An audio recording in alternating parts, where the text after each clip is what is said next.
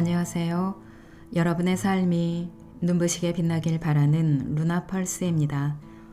오늘 소개해 드릴 책은 혼자와 함께 사이입니다. 지은이는 최유나, 펴낸 곳은 RH 코리아입니다. 저자는 자신의 일을 이혼을 막기도 하고 돕기도 하는 것이라 말하는 이혼 전문 변호사입니다. 20대 때부터 수천 건의 이혼 사건을 맡아 진행하며 어느 날 불현듯 인생의 거대한 불행을 맞닥뜨린 평범한 사람들에게 든든한 편이 되어주는 것이 자기 천직임을 알게 되었다고 덧붙입니다. 사람 사이의 숱한 갈등과 화해, 치유와 결별의 장면을 목격하며 관계에 가장 중요한 것이 무엇인지 깊이 고민하게 됐다고 합니다. 그렇게 깨달은 바를 나누고 싶어 2018년 그림 작가와 함께 인스타툰 메리지 레드를 연재하기 시작했습니다. 메리지 레드는 공개되자마자 기혼자뿐만 아니라 미혼자들에게 더 큰 공감과 지지를 불러일으키며 2019년 우리 이만 헤어져요 라는 제목의 단행본으로도 출간되었습니다. 이후 유키즈, 세바시 등 다양한 방송에 출연해 관계에 관한 온기 어린 조언을 건네고 있습니다. 혼자일 때는 나 하나 참으면 된다는 생각보단 내 마음을 먼저 살피면서 나 자신을 많이 아끼고 사랑하고 함께일 때는 같이 밥 먹고 대화하고 시답잖은 농담을 주고받으며 새로운 관심사를 공유하면서 잠깐 스칠 인연 말고 오랜 시간 함께할 소중한 관계니까 혼자 애쓰지 말고 노력의 바통을 주고받으라고 권합니다. 우리는 혼자서도 충분히 행복한 시간을 보낼 수 있을 때 함께일 때도 충만한 시간을 보낼 수 있음을 깨닫게 됩니다. 혼자여도 함께여도 우리 모두 행복하게 지낼 수 있으면 좋겠습니다. 책은 5장으로 되어 있습니다. 1. 우리 비록 상처의 무늬가 다르더라도 2. 너와 내가 같은 언어로 말할 수 있다면 3. 붙잡을 수 있는 건 오로지 내 마음뿐 4. 혼자서도 행복할 줄 아는 사람 5. 혼자와 함께 사이입니다. 그럼 책 본문 중에서 일부 소개해 드리겠습니다. 오늘도 책과 함께 편안한 시간 되시기 바랍니다. 1만 시간의 법칙. 대체 왜 시간이 흐르면 사랑이 변할까? 사랑이 자리했던 공간이 왜 미움으로 채워질까? 한때 세상에서 가장 가까웠던 내밀한 이야기마저 거리낌 없이 나누고 절망할 때마다 눈치 보지 않고 기댈 수 있었던 그 사람은 어디로 갔을까? 많은 분의 이야기를 들어보면 보통 사랑이 변했다라는 느낌은 두 사람을 둘러싼 상황이 변했을 때 찾아오는 것 같다. 큰 갈등 없이 평화롭게 연애하다가 결혼하고 나서 처음 맞은 명절에 누구 부모님 댁에 먼저 방문할지를 두고 처음으로 고성을 지르며 싸움을 했다는 신혼부부의 이야기는 너무나 흔하다. 둥글둥글한 관계를 유지하던 부부가 남편 퇴직 후 서로 함께하는 시간이 길어지면서 자주 부딪히다가 황혼 이혼을 하게 되는 경우도 적지 않다. 어디 부부뿐일까? 사이좋은 형제가 각자 가정을 꾸린 후 아픈 부모님을 모시는 문제로 급격히 관계가 나빠지기도 하고 친한 친구 중 한쪽이 좋은 직업을 갖게 되고 다른 한쪽이 취업에 실패하면서 사이가 멀어지기도 한다. 지극했던 애정은 상황에 따라 미움으로, 원망으로, 권태로 변하고 또 변한다. 그렇다. 사람이 변하는 것이 아니라 상황이 변한다는 것을 기억해야 한다. 서로 다툴 수밖에 없는 새로운 국면을 맞이할 때마다 상대의 감정이 바뀐 거라고 생각한다면 이별은 매번 코앞에 찾아와 있을 것이다. 어떤 관계에서도 새로운 상황은 계속해서 펼쳐진다. 예를 들어 결혼을 한다면 임신, 출산, 양가 간의 관계 조율, 경제적 어려움, 자녀 교육, 사업 실패 등 험난한 상황들이 예고되어 있다. 자신이 몸담은 분야에서 전문가가 되기 위해서는 1만 시간의 훈련이 필요하다는 1만 시간의 법칙에 대해 들어본 적 있을 것이다. 하루 3시간씩 훈련한다고 보면 1만 시간을 채우는 데는 10년 정도가 소요된다. 나는 이 법칙을 매우 신뢰하는 편인데 특히 관계에도 그 법칙이 그대로 적용된다고 생각한다. 한 사람을 제대로 알고 그와 단단한 관계를 쌓아가기 위해 1만 시간은 투자해야 한다고 보는 것이다. 더구나 그 대상이 피 한 방울 섞이지 않은 생판남에서 평생을 함께 살아야 할 동반자가 되는 배우자일 때는 더 말할 필요가 없을 것이다. 그럼 1만 시간 동안 무슨 노력을 기울여야 할까? 먼저 상대를 알아가기 위해 애써야 한다. 우리는 기술이나 능력을 개발하는 데 들이는 시간은 아깝지 않다고 여기면서 정작 내가 인생의 동반자로 생각하는 사람을 위해 공부해야 한다는 생각은 잘 하지 못하는 것 같다. 그와의 관계를 아름답게 가꾸어 가려면 그의 성격 유형, 나와 잘 맞고 부딪히는 점, 다툼의 방식, 스트레스 상황에서의 반응, 아픔을 치유하는 방법, 좋아하는 것들, 취향 등 알아야 할 것이 너무나 많다. 그럼에도 우리는 사람을 공부한다는 것에 묘한 거부감을 느낀다. 운명적으로 서로를 알아보고 영원을 약속하는 그런 관계가 사랑이라고 믿어서일까? 하지만 그렇게 했다가는 관계가 지속될수록 엄청난 수업료를 지불해야 한다. 다른 사람의 감정을 읽고 상대가 원하는 대답을 아름다운 언어로 표현하는 능력은 어느 정도 타고나고 조금은 학습된다. 이런 것을 잘하는 사람은 인기가 많다.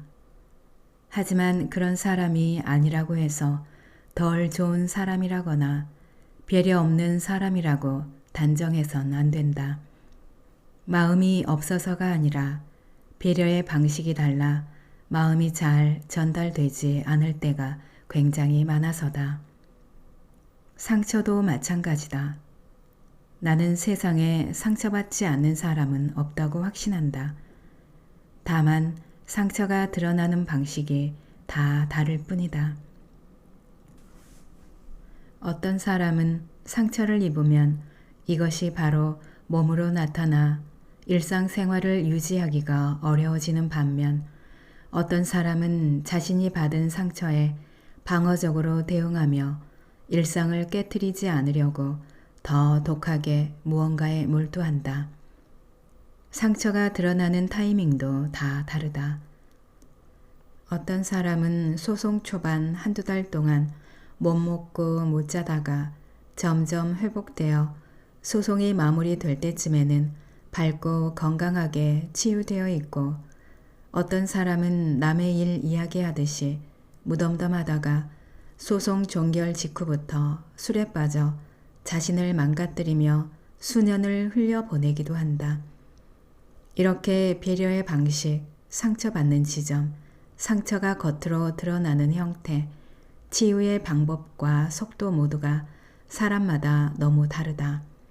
그래서 상대를 알기 위해 공부해야 하는 것이다. 감정의 유통기한을 늘려가기 위한 작은 노력들도 빼놓을 수 없겠다. 연애할 때는 하루가 멀다 하고 사랑해 란 말을 듣고 살았는데 결혼하고부터는 한 번도 그 말을 들은 적이 없어요. 가족을 위해 하고 싶은 것, 갖고 싶은 것 참고 살았어요. 진작 때려치우고 싶던 회사도 여태껏 다니고요. 그렇게 제가 벌어다 준 돈으로 호의호식하면서 정작 저한테는 옷 한 벌 사준 적 없고 고맙다는 말 한마디 해준 적 없어요. 이렇게 말하는 분들이 정말 많다. 작은 노력을 멈추면 애정은 어떤 상황이 닥쳤을 때 쉽사리 미움과 혐오로 변질될 수 있다. 당장은 서운함 정도에 머물겠지만 그런 감정들이 쌓이다 보면 조금이라도 상황이 안 좋게 바뀌는 순간 관계에 치명상을 입히는 것이다. 작은 노력이라는 게 사실 별거 아니다. 사랑해, 미안해, 고마워. 이 세 마디만 잘해도 예방할 수 있는 인간관계의 불행이 얼마나 많은지 모른다. 상대를 위해, 사랑을 위해 공부를 하라니 뭘 어디서부터 어떻게 해야 할지 모르겠다고 하는 이들이 있을지 모르겠다. 이들에게 다음에 몇 가지 방법을 권한다. 평소와 다른 환경을 상대와 계속해서 만들어 보기. 문화생활을 함께하고 감상 나누기. 성격 유형 검사를 해보고 결과 공유하기. 내 섭섭한 감정을 상대가 완전히 수용할 때까지 대화해보기. 내가 무엇이 부족한 사람인지, 이런 의미에서 상대가 내게 어떤 존재인지 표현하기. 내 배려 방식을 버리고 상대의 배려 방식을 적용해보기. 상대와 의견이 충돌할 때 내가 왜 맞는지 설득하는 대신 우리가 서로 얼마나 다르게 생각하는지 함께 인지하기. 이런 노력들을 1만 시간 이상 했다면 어느 순간부터는 자연스레 상대방이 불편하지 않게 내 감정을 전달할 수 있는 기술을 터득하게 될 것이다. 물론 이렇게 노력했어도 끝나고 마는 관계가 아예 없지는 않다. 다만 충분히 노력한 사람에게는 관계가 끝나더라도 그 이별을 받아들일 마음의 힘이 오롯이 생겨난다. 그 힘이 있어야 이별 후에도 스스로에게 비난과 자책의 화살을 쏘지 않고 자신을 이해하고 격려할 수 있게 됨은 물론이다. 변호사님, 결혼은 언제 해야 할까요? 이 사람이다 이런 확신이 100% 들었을 때 해야 하는 건가요? 결혼을 고민하는 이들은 처음 나를 만나면 반갑다는 듯이 꼭 이런 질문을 던진다. 예식장까지 잡아둔 상황인데도 여전히 결혼이란 게 인생에 꼭 필요한지 망설여진다며 고민을 털어놓은 사람도 있었다. 그런 말을 하도 많이 듣다 보니 사람들이 내게 어떤 대답을 기대하는 걸까 생각하기도 했다. 어쩌면 자기 마음속에 답은 이미 정해놨고 내 입을 통해 그 답을 듣고 싶어 하는 건 아닐까. 그런데 정말 결혼은 언제 해야 하는 거지? 상대에 대한 확신이 강할수록 상대가 없으면 못 살겠다는 생각이 들 만큼 애정이 깊을수록 결혼 생활이 더 안정적일 것이라 생각하는 이들이 있다. 그런데 놀랍게도 현실은 대체로 그와 정반대이다. 꼭 지금 결혼하진 않아도 될 것 같은데 그렇다고 결혼 안 할 이유도 없어서 결혼했어요 라고 말하는 사람들 중에도 행복하고 안정적인 결혼 생활을 하는 이들이 있는가 하면 이 사람 아니면 안 될 것 같아서 얼른 식부터 올렸죠 라고 말하는 사람들 중에도 결혼 후 얼마 되지 않아 이별을 결심하는 이들이 있는 것이다. 제가 그 사람을 너무 많이 좋아했어요. 그렇다 보니 늘 맞추는 건 제 쪽이었죠. 자칫 잘못하다가 그 사람을 잃을까봐 무서웠거든요. 내 의뢰인들 중 이렇게 말하는 이들이 정말 부지기수다. 연애를 하다 보면 두 사람의 마음이 완전히 같을 수 없다. 마음의 저울은 늘 한쪽으로 기울게 마련이다. 기우는 쪽이 내가 될 때 우리는 상대의 마음이 달아나지 않게 하려고 더 노력하고 애쓰게 된다. 그러다 왠지 내가 손해보는 느낌도 들고 상대가 내 노력만큼 나를 아껴주는 것 같지 않다는 생각이 들면 억울한 마음도 든다. 그렇게 점점 섭섭한 마음이 눈덩이처럼 커지다가 급기야 한순간 터져버리고 만다. 이로 인해 관계가 끝나든지 새로운 국면으로 접어들든지 둘 중 하나가 된다. 이런 결말은 오히려 긍정적이다. 문제는 섭섭한 마음을 꾹꾹 참으며 그 사람을 놓치기 싫은 욕심에 그 상태 그대로 결혼할 때다. 결혼이란 연애의 종착역이 아니라 연애의 기나긴 다음 무대라는 점을 까맣게 모른 채 연인이 배우자가 된다고 해서 해결되는 건 아무것도 없다. 오히려 연애하며 불거졌던 문제들이 더 도드라지게 나타날 뿐이다. 결혼 생활 만족도가 높은 사람들에게 결혼을 결심할 당시 어떤 마음이었냐고 물어보면 대부분 이렇게 이야기한다. 저는 결혼하든 안 하든 크게 상관이 없었어요. 그래도 함께 해온 관계가 소중해서 계속 지켜가고 싶다는 마음이었죠. 그래서 결혼한 거고요. 관계란 참 양날의 칼날 같아서 더 애틋하고 의지하는 관계일수록 서로를 더 아프게 하는 것일지 모르겠다. 이런 모습을 오래 지켜봐온 나는 이제 누구와 어떤 마음으로 결혼해야 하느냐는 질문을 받으면 이렇게 답변한다. 사람마다 생각이 다를 수 있겠죠. 그래도 한 가지 확실한 건 있어요. 혹시 상대가 나를 사랑하거나 존중하지 않는 것 같은데 그래도 이 사람을 놓치고 싶지 않고 행여 이 사람을 잃으면 내 인생이 끝날 것 같다는 생각이 드세요? 그럼 결혼에 대한 결정은 미루는 게 좋습니다. 옆에 있는 사람이 꼭 내게 필요하다기보다는 어쩌면 내가 이 관계에 길들여져 있거나 내 마음이 어딘가 외롭고 불안해서 드는 생각일 수 있기 때문이다. 불안한 생각에서 내리는 결정은 보통 그 불안을 없애주기는커녕 도리어 키울 때가 많다.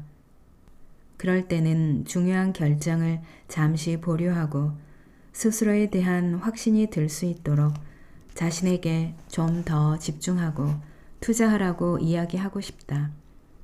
지금 나이가 어떻든 상황이 어떻든 신경 쓰지 말고 말이다. 여기까지 말했는데도 여전히 결혼할 타이밍에 대해 묻는다면 이렇게 말해주고 싶다. 지금 옆에 있는 사람과 결혼해도 좋겠지만 결혼하지 않아도 괜찮겠다는 생각이 들 때요. 혼자서도 잘 살 수 있겠다 싶으면 그때 결혼하세요. 내가 먼저 꿋꿋이 서야 결혼 생활도 중심 잡고 잘 해나갈 수 있는 법이니까. 물론 관계란 혼자 노력한다고 해서 되는 문제가 아니다. 함께하는 시간은 길고 그 긴 세월 동안 상대가 변심할 수도 외부적인 변수가 끼어들 수도 있다. 그렇다 해도 애초 결혼과 비혼이란 동등한 두 선택지 중 하나를 주체적으로 선택했던 경험이 있었기에 누구를 원망하게 될 일은 적어지지 않을까. 또 자신이 혼자 살아도 잘 살 거란 걸 알고 있는 사람이라면 스스로를 다치게 할 가능성도 적을 것이고, 그렇다. 나는 혼자서도 행복할 수 있을 때, 인생에 결혼이 딱히 필요하지 않을 때 결혼들 하시라고 권한다. 사랑하는 사람과 잘 싸우는 방법. 결혼 후에 서너 명의 친구들이 만나 모임을 하게 되면 개중에 꼭 이런 친구들이 있다. 아, 결혼 괜히 한 것 같아. 남편이 예전처럼 잘해주지도 않고 챙길 사람만 너무 많아서 힘들어. 남편이랑 싸우고 화해한 다음에 며칠을 못 넘기고 또 싸우게 돼. 하소연형. 정말? 난 싸워본 적 한 번도 없는데 너희들 부부싸움 해봤어? 우리 남편은 나한테 다 맞춰줘서 내가 혼내본 적만 있지 싸움 자체가 안 되더라고. 왕재수영. 꼭 이렇게 한 명이 남편에 대한 불만과 결혼 생활의 고단함에 대해 공감받고 싶어 이야기를 꺼내고 나면 다른 한 명이 자기는 전혀 이해할 수 없다면서 내 남편은 그렇지 않다고 은근히 자랑을 해댄다. 둘을 지켜보는 나머지 친구들은 불안한 눈빛으로 양쪽을 쳐다보며 할 말을 잃고 진작 다 마신 음료를 괜히 홀짝인다. 나는 첫 책 우리 이만 헤어져요 에서 배우자를 선택하는 기준으로 딱 한 가지를 고르라면 잘 싸우는 사람이라고 말했었다. 그만큼 잘 싸우는 건 너무나 중요하다. 싸우지 않는 관계는 죽어있는 관계 아닐까. 싸우지 않는다는 게 결코 자랑이 될 수 없다는 말이다. 다들 공감하다시피 관계란 그렇게 간단한 것이 아니다. 남들 보기에는 티격태격 하는 것 같은데 알고 보면 서로 자기 속마음까지 공유할 수 있는 이들이 있는가 하면 겉으로는 존댓말을 쓰며 서로 존중하는 듯 보이는 우아한 한 쌍이지만 그 속을 들여다보면 어느 한쪽이 다른 한쪽의 기대에 부응하기 위해 죽을 힘을 다해 버티고 있을 수도 있는 법이다. 우리 남편은 나한테 다 맞춰줘서 라고 말하는 친구의 부부관계는 언제 돌변할지 모른다. 평생을 아내에게 맞춰주며 살아온 남편이 결코 스트레스 없이 행복하기만 할 리 없으니 말이다. 이제는 우리가 모두 쉬쉬했던 그 전제를 바꾸어야 한다. 싸움은 당연한 것이고 갈등은 관계를 발전시키는 것이다. 연애하면서 한 번도 싸움이 일어나지 않는 일은 생각보다 흔하다. 그러나 이런 커플이 부부가 되었을 때는 상황이 달라진다. 함께 생활하며 감당해야 할 수많은 집안일, 양가 가족들과 새롭게 맺게 되는 다소 불편한 관계, 같이 살게 됨으로써 상대를 위해 한 발짝 양보하게 되는 부분들이 한꺼번에 몰아닥치면서 부부는 힘들어하고 불만이 생기고 싸우게 되는 것이다. 연애할 때 싸우지 않았던 이들은 이때 큰 상처를 받는다. 싸움에 익숙치 않아서이다. 우린 여태껏 싸움 한 번 한 적이 없었는데 나에 대한 사랑이 식은 건가? 이렇게 두뇌 회로가 연결된다. 이 잘못 흘러가는 생각을 스스로 혹은 누군가가 멈춰놓지 않으면 우리가 어쩌다 여기까지 왔을까? 혹시 만남부터 잘못된 건 아니었을까? 하는 데까지 생각이 미치고 결국 섣부른 이별에 도달하고 만다. 애정과 다툼은 당연히 공존한다. 이 사실을 받아들이는 데까지 나 역시도 참 많은 시간이 소요되긴 했다. 오래된 관계일수록 애정이 전제된 관계일수록 갈등은 더 커질 수밖에 없다. 그러니 우리 앞에 그 갈등이 찾아왔을 때 이것을 어떻게 뛰어넘을지 미리 고민해 둘 필요가 있을 것 같다. 자, 그럼 갈등 중인 수천 커플을 지켜봐온 이혼 전문 변호사가 사랑하는 사람과 잘 싸우는 방법 몇 가지를 특별히 알려드린다. 첫째, 절대 말 자르지 않기. 싸우다 보면 억울한 감정이 불쑥불쑥 올라와서 상대방 말을 끝까지 듣는 게 생각보다 어렵다. 그래도 이 원칙을 머릿속에 입력하고 꾹 참아보자. 대화의 흐름이 이전과 확실히 달라진다는 것을 느낄 수 있을 것이다. 둘째, 비난부터 하지 말고 감정 표현하기. 당신은 이래서 문제야 라고 하기보다는 당신이 이렇게 행동해서 내가 속상했어 라고 말해보는 거다. 자기 잘못을 아는 사람이라 해도 상대가 비난의 말부터 꺼내면 귀가 다치게 마련. 그러니 말하기의 방식을 조금만 바꿔보자. 물론 쉬운 일은 아니다.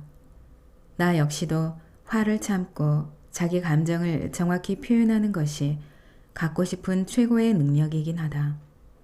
셋째, 관련 쟁점 줄줄이 엮지 말기. 이것뿐만이 아니야. 3년 전에도 그랬고 5년 전에도 그랬지? 라는 식으로 이야기를 이어가면 싸움은 1박 2일로도 안 끝날지 모른다. 이때부터는 해결을 위한 싸움이 아니라 싸움을 위한 싸움이 되어버린다. 넷째, 욕하거나 소리 지르지 않기. 기본 중에 기본이지만 정말 어려운 원칙이다.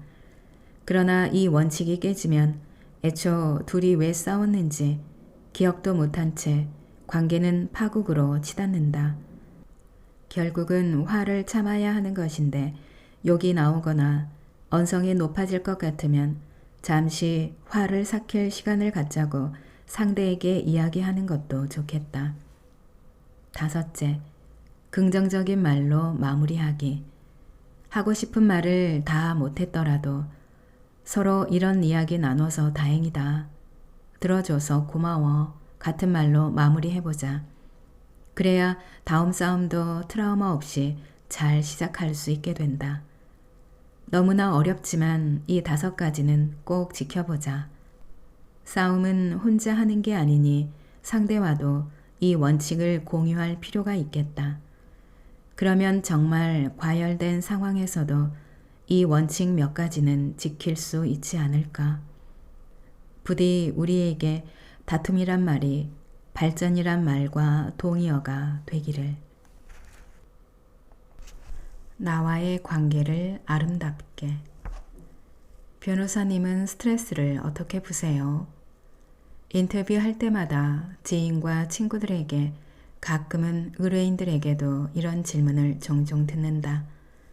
이혼 변호사라는 직업이 스트레스가 커 보여서인지 내가 일과 육아를 병행하는 워킹맘이라서인지는 잘 모르겠지만 아무튼 비슷한 질문들을 받다 보니 나도 궁금해졌다. 내가 스트레스를 어떻게 풀더라? 한참 머리를 굴려본 끝에 발견한 내 답은 이거였다. 바로 혼밥. 나는 변호사가 되자마자 강제로 프로 혼밥러가 되어야 했다. 로펌은 일반 직장처럼 일하다가 점심시간이 되면 다 함께 밥을 먹으러 가는 분위기가 아니다. 변호사들은 대부분 각자 다른 지역의 재판에 출석하기 때문에 시간을 서로 맞추기가 힘들다. 거기에 늘 사람을 상대하는 직업이어서인지 점심시간만큼은 혼자 있고 싶어하는 것 같기도 하다. 6, 7년 차까지만 해도 나는 밥을 제대로 챙겨 먹는 일이 드물었다. 사건에 대한 부담감 때문에 마음에 여유가 없어서 차로 이동하며 김밥 몇 개 입에 우겨 넣는 식으로 끼니를 때우곤 했다. 아예 식사를 거르는 일도 부지기수였다. 그러다 어느 정도 경력이 쌓이자 부담감이 줄어들고 다 먹고 살자고 하는 일인데 내가 왜 이러고 사나 하는 생각도 들고 무엇보다 잘 먹지 못하니 건강도 나빠지고 체력도 붙이는 게 느껴졌다. 그래서 되도록 짬을 내어 제대로 식사를 하기로 다짐했다. 요새는 재판과 재판 사이에 시간이 좀 길게 뜨거나 이동 시간이 짧을 때는 그렇게 행복할 수가 없다. 근집 맛집을 검색해 찾아가서는 혼자 2인분을 시켜서 1시간 동안 여유 있게 식사를 하기도 한다. 좀 더 시간이 있을 때는 예쁜 카페에 가서 분위기를 즐기며 커피도 한 잔 마신다. 식사를 제대로 하기 시작하자 건강도 다시 좋아지고 일할 때 에너지도 더 많이 올라오는 게 느껴졌다. 무엇보다 먹는 것이 기분에 꽤 큰 영향을 미친다는 것을 알게 됐다. 그래서 사건이 패소해 마음이 착잡할 때는 소화가 잘 되는 죽집이나 스무디집에 가서 쓰린 속을 달랜다. 줄줄이 상담이 잡혀 목이 칼칼하도록 말을 많이 한 날에는 고기를 구우러 가서 지친 몸과 마음을 든든하게 보충한다. 크게 승소한 날이나 의뢰인의 말 한마디에 큰 보람을 느낀 날에는 고급 브런치 카페나 파인 다이닝을 찾아 그날의 일을 기념하고 그 기분을 박제하려 한다. 차에서 물도 없이 김밥 한 쪽 먹다가 재판에 뛰어들어가고 쉴 새 없이 전화 받고 서면을 쓰다가 지금이 몇 시인지도 모른 채 퇴근해서 밤 9시가 넘어서야 치킨을 시켜 먹고 그때 그 치킨이 지금도 가끔 생각난다. 정말 바쁘게 살며 스스로 성장하기 위해 최선을 다했던 그 시절. 치킨은 내가 나에게 건네던 뿌듯한 보상 같은 거였다. 그래서인지 요즘도 치킨만 보면 가끔 아련한 기분이 든다. 이제는 그렇게 살았다간 내 몸이 견디질 못한다는 걸 안다. 그래서 치킨도 좋지만 정말 내 몸에 좋고 맛도 좋은 음식을 찾아 잘 챙겨 먹으려고 애쓴다. 단지 연료 역할만 하는 음식들, 그러니까 인스턴트 음식 같은 것 말고 내게 꼭 필요한 영양소를 공급해주고 건강도 지켜줄 그런 음식들 말이다. 이런 음식들은 몸에도 좋지만 마음에도 큰 영향을 준다. 혼자 좋은 분위기에서 잘 차려진 맛있는 밥을 먹고 나면 말할 수 없이 뿌듯해질 때가 많다. 아, 오늘 난 내게 좋은 일을 하나 했구나. 이런 생각이 드는 것이다.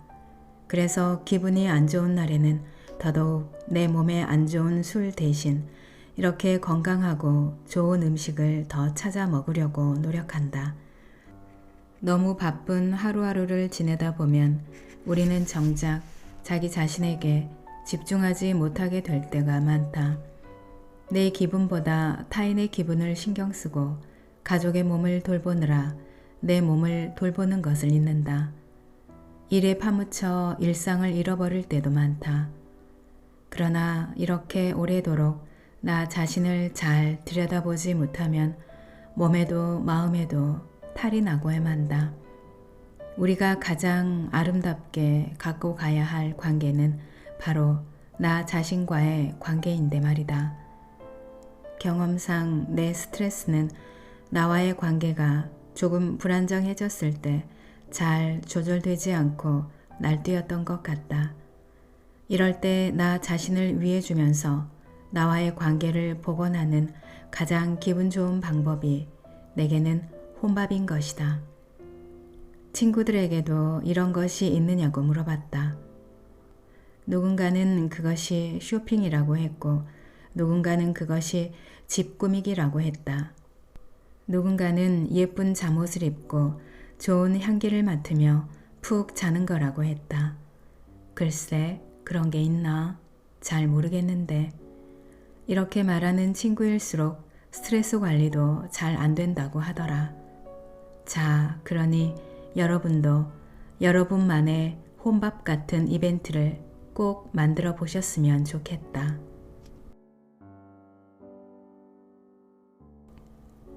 오늘 영상은 여기까지입니다. 여러분의 구독과 좋아요, 알림 설정은 저에게 큰 힘이 되는 거 아시죠? 오늘도 끝까지 들어주셔서 감사합니다.